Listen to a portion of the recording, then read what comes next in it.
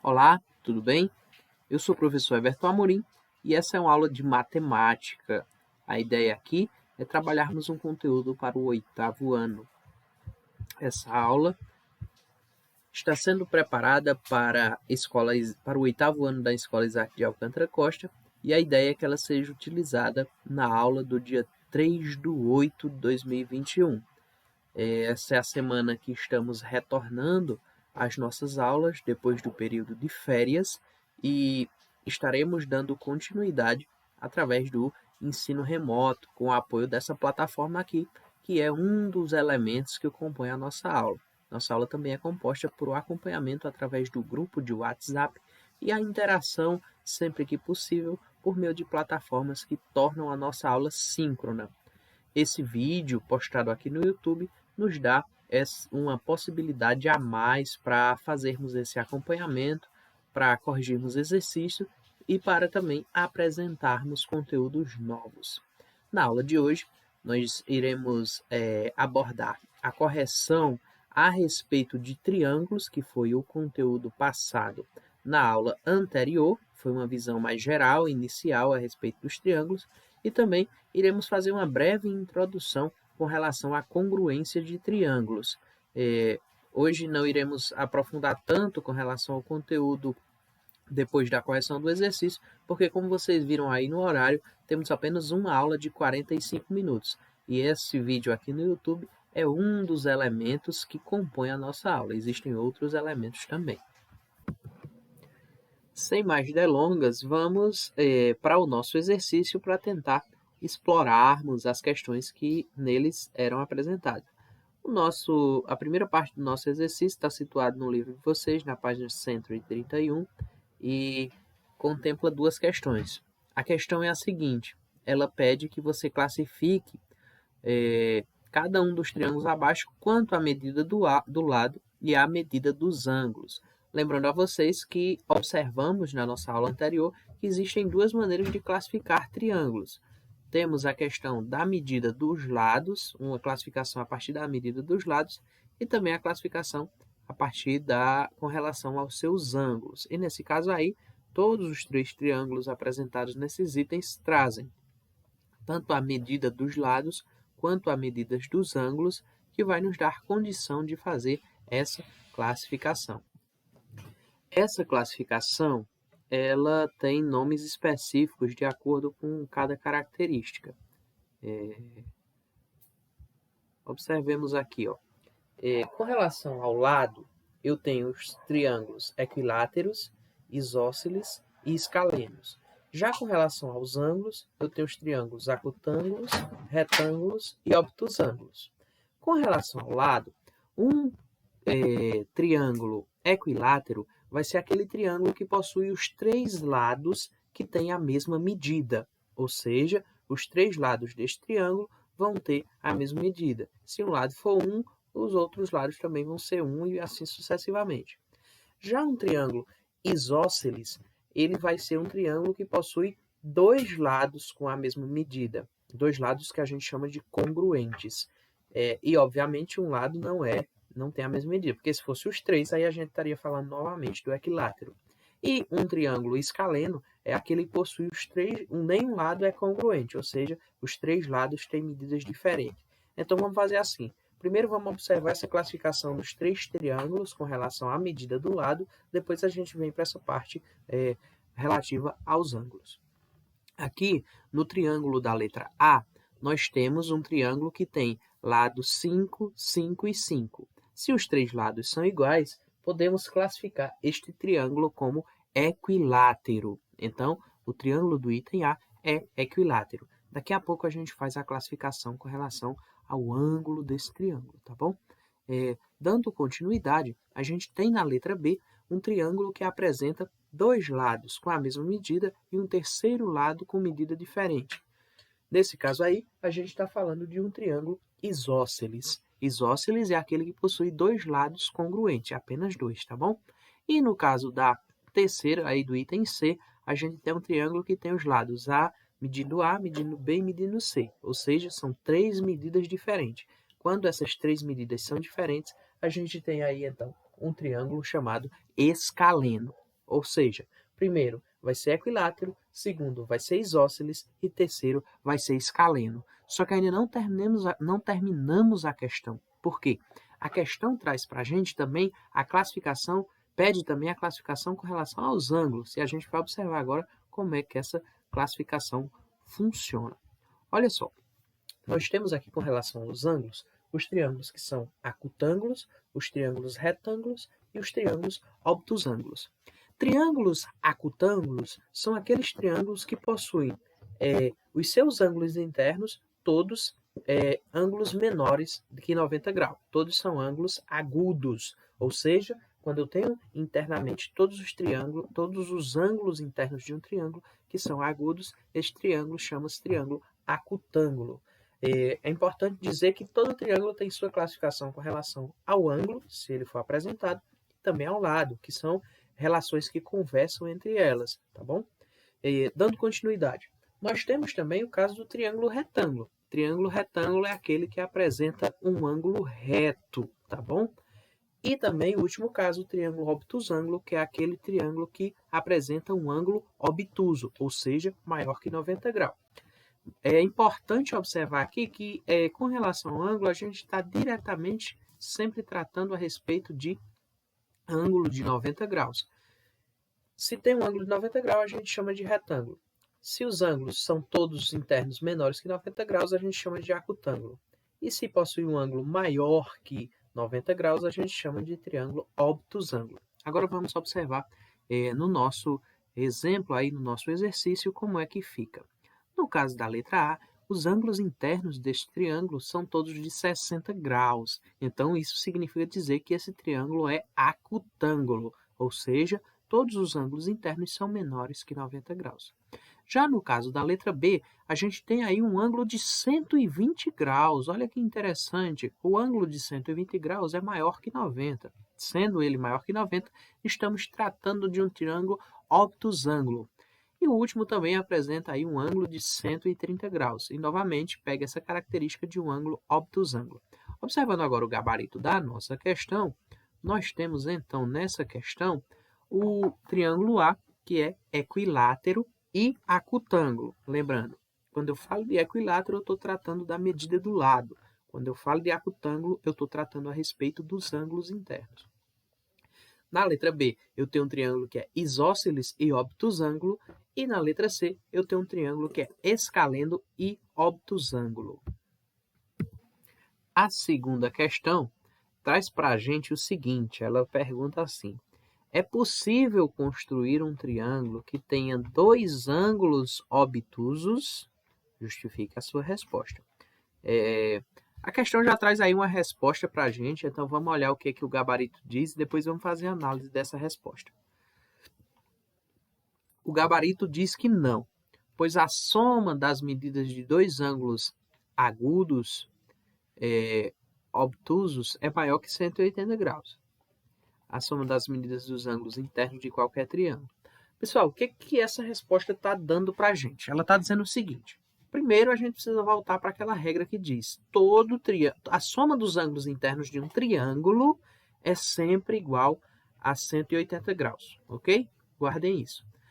Dito isso, aí eu preciso observar o seguinte. É possível ter dois ângulos obtusos em um triângulo? Vejam só. Quando eu tenho um ângulo obtuso, eu quero dizer que é um ângulo maior que 90 graus, tá bom? Então, vamos aí colocar 91 graus, tá bom? 91 graus. Pode ser mais que isso. Eu vou usar 91 como padrão e vocês já vão entender por que eu estou usando 91. É possível ter dois ângulos obtusos? 91 mais 91, 182. Se um triângulo tem três ângulos, e nesse caso aí eu já peguei 2 e está passando de 180, é impossível que um triângulo possua dois ângulos obtusos.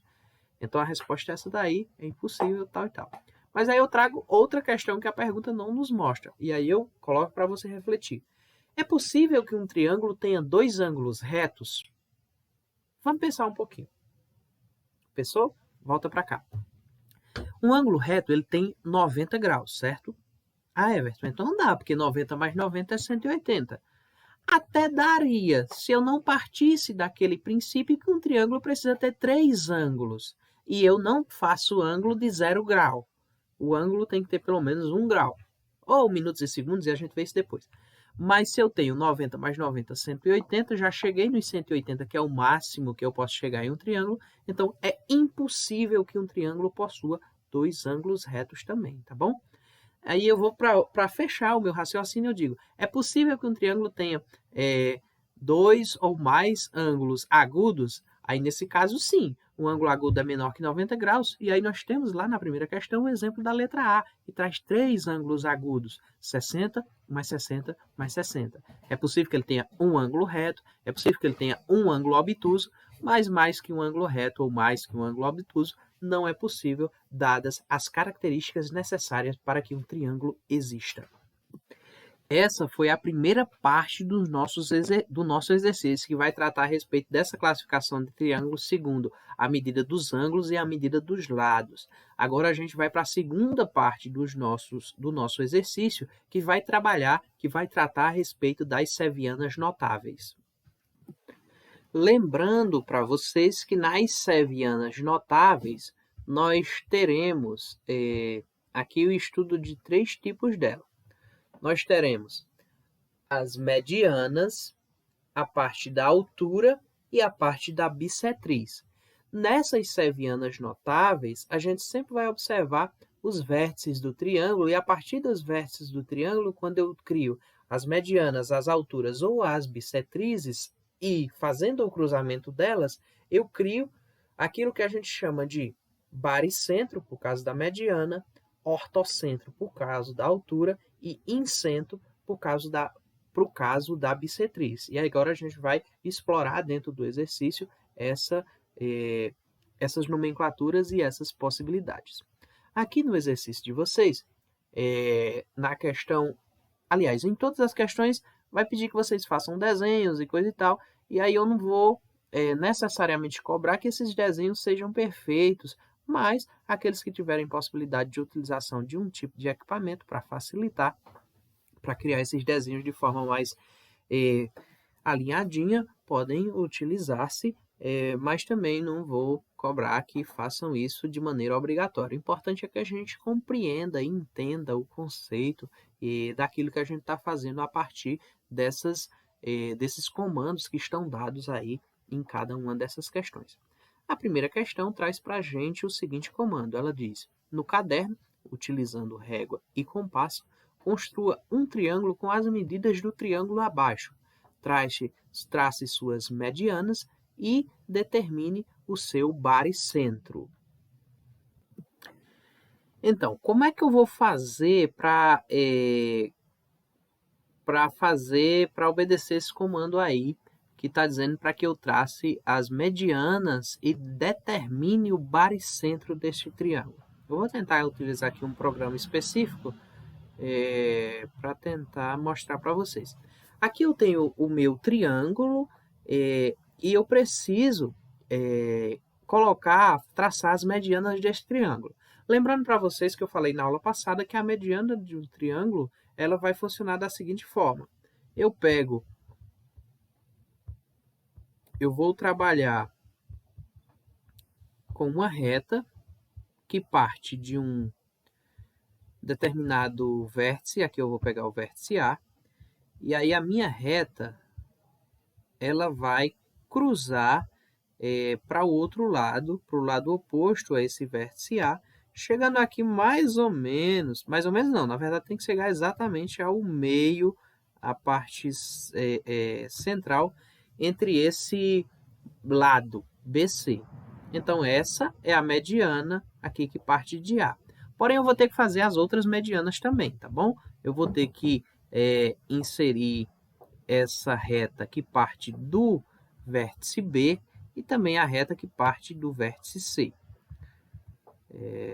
Ela parte do vértice B, chegando ao ponto que passa aqui pela metade do lado AC, e aí eu tenho também essa outra reta que vai partir aqui do ponto C, tocando a parte do meio entre o ponto entre o segmento de reta AB. Agora observem o seguinte, chegou e aconteceu que aqui no meio eu tenho um ponto em que eles se cruzam. E esse ponto aqui é exatamente o baricentro desse triângulo. Por quê? O baricentro de um triângulo é determinado a partir do momento em que eu traço as medianas desse triângulo e esses pontos se cruzam. Na segunda questão, ele diz o seguinte: utilize régua e compasso e construa no caderno um triângulo cujas medidas sejam 6 centímetros, 5 centímetros e 8 centímetros. Em seguida, trace sua bissetriz e determine o seu incentro. Novamente, vamos ver se é possível a utilização do programa aqui para demonstrar para vocês. Nesse caso do incentro, eu não vou considerar a mediana, eu vou considerar a bissetriz. E aí eu preciso lembrar a vocês o que é a bissetriz. A bissetriz é quando eu pego o ângulo formado por um desses vértices e esse ângulozinho que está aqui, ó, ele é dividido exatamente no meio, tá bom? O que eu vou considerar aí é o ângulo. Façamos que isso aqui está colocado no centro do ângulo, já traçamos essa bissetriz e iremos agora buscar a próxima bissetriz. Na próxima bissetriz, a gente novamente parte de um dos ângulos e aí vai estar dividindo o ângulo. Lembrem, eu estou considerando aqui a ideia do ângulo que está sendo dividido ao meio. Dividir aqui o meu ângulo ao meio e ao final, lembrando que sempre para definir incentro, baricentro e ortocentro, eu vou ter que fazer esse procedimento nos 3 vértices. Se eu não fizer nos 3 vértices, vai estar errado, tá bom? Não consigo definir. E por último, vou estar traçando aqui essa e chegamos ao nosso incentro. O nosso incentro é esse ponto aqui. E observem, diferente do exemplo anterior, aqui eu estou partindo só considerando a questão da bissetriz, dividindo meu ângulo ao meio. Não necessariamente estou tocando aqui o meio do meu segmento de reta. Se eu estivesse tocando o meio, desconsiderando o meu vértice, eu não estaria tratando de bissetriz, eu estaria tratando de mediana, tá bom? Nesse caso, como eu estou tratando de bissetriz, esse ponto de cruzamento central a gente chama de incentro. Na terceira questão, nós temos o seguinte: no caderno, desenhe um triângulo cujos lados meçam 7 centímetros, 4 centímetros e 6 centímetros. E em seguida, determine o encontro das alturas deste triângulo, aquilo que a gente chama de ortocentro. E aí, para definir esse ortocentro, nós iremos prosseguir da seguinte forma. Eu tenho aqui um triângulo que imaginamos que tem mais ou menos essas medidas que foram solicitadas. E aí é preciso lembrar vocês que no caso das alturas, a gente vai ter sempre que partir do nosso vértice que estamos observando, tentando a partir dele tá criando aí um ângulo de 90 graus. E aí, nesse caso aqui, eu tenho a altura relativa a esse vértice. Vou ter que fazer isso em todos eles, tá bom? Sempre considerando que eu vou estar partindo de um ponto que considera essa altura igual a um ângulo de 90 graus. Em alguns casos, esse tipo de encontro vai ser interno ao triângulo, e em outros casos ele vai ser externo ao triângulo. Nesse caso do nosso triângulo, a gente vai ter ele de forma interna ao nosso triângulo, ou seja, esse ortocentro está desenhado aqui de maneira interna, ele está aqui ó, nesse pontozinho dentro do nosso triângulo. A quarta questão traz para a gente o seguinte: desenho no caderno um triângulo cujas medidas dos lados meçam 6 centímetros, 7 e 8 centímetros. E aí depois ele pede que no item A você trace as mediatrizes dos seus lados, determinando o circuncentro do triângulo. Depois, com auxílio de um compasso, trace uma circunferência de circuncentro, uma circunferência que circunscreva esse triângulo. E aí o próprio livro sugere para a gente, aqui no caso do meu, esse tipo de resposta.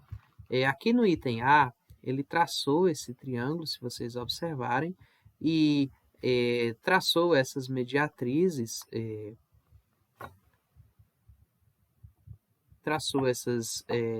essas mediatrizes de tal modo que obtivemos esse desenho aqui como sugestão. É óbvio que dependente do equipamento que você vai estar utilizando, isso pode variar um pouco, esse desenho não ficar da mesma maneira que está demonstrado aí. Mas a ideia principal é que fique dessa forma que está aí. Já na letra B, ele pede que você trace a bissetriz dos seus ângulos, determinando o incentro do triângulo. Então, com o auxílio de um compasso, trace a circunferência inscrita nesse triângulo. Veja só, nós temos também aí uma opção de resposta para esse item. Ele traça aqui a mediatriz, ele chamou esse triângulo de